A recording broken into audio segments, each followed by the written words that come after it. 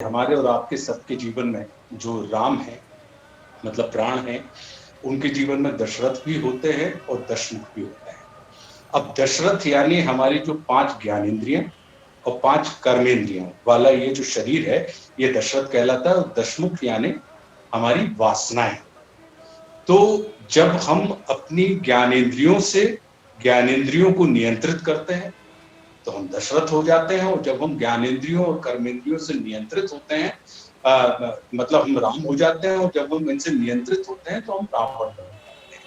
तो हमारे इस दशरथ की सफलता असफलता के मूल अर्थात यानी हमारी 5 ज्ञानेंद्रियां और 5 कर्मेंद्रियां जो हैं, इन 10 को साध कर ही दशमुख पर विजय प्राप्त करना ही विजयदशमी का पर्व माना जाता है।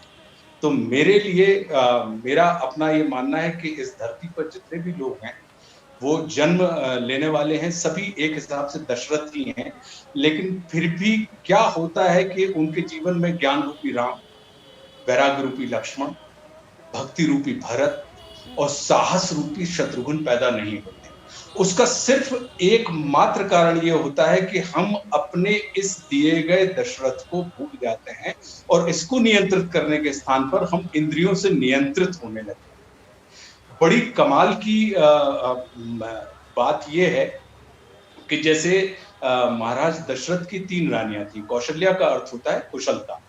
कुशलता यानी जिसके अंदर हर कार्य को करने की दक्षता हो, कुशलता हो, यानी जो युक्ति संपन्न हो। कैकेयी का अर्थ होता है कर्मठता, यानी कर्म की शक्ति में विश्वास रखने वाली हो।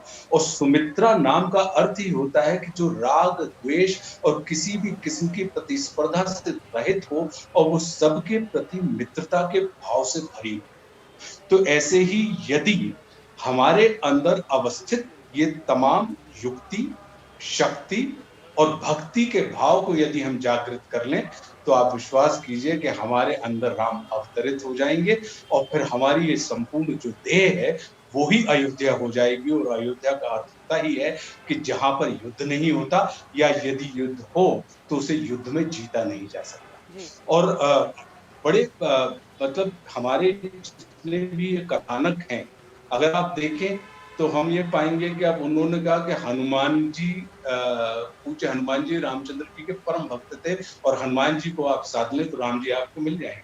तो अब हनुमान जी अगर देखें तो वो वायुपुत्र और किसी भी अग्नि सिर्फ जलाने का काम नहीं करती, वो जिलाने का और चलाने का काम भी करती है। तो अग्नि को प्रज्वलित रखने के लिए हमें वायु की आवश्यकता होती है और हनुमान जी जो है वो वायुपुत्र हैं।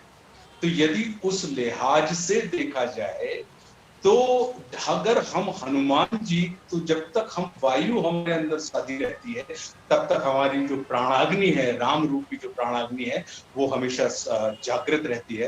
तो उस हिसाब से मैं इस चीज को देखता हूँ कि हमारे अंदर परम पूज्य हनुमान जी महाराज कृपा करें कि ताकि हमारे अंदर जो सुप्त पड़े हुए राम है वो उनकी ऊष्मा से जागृत हो और हम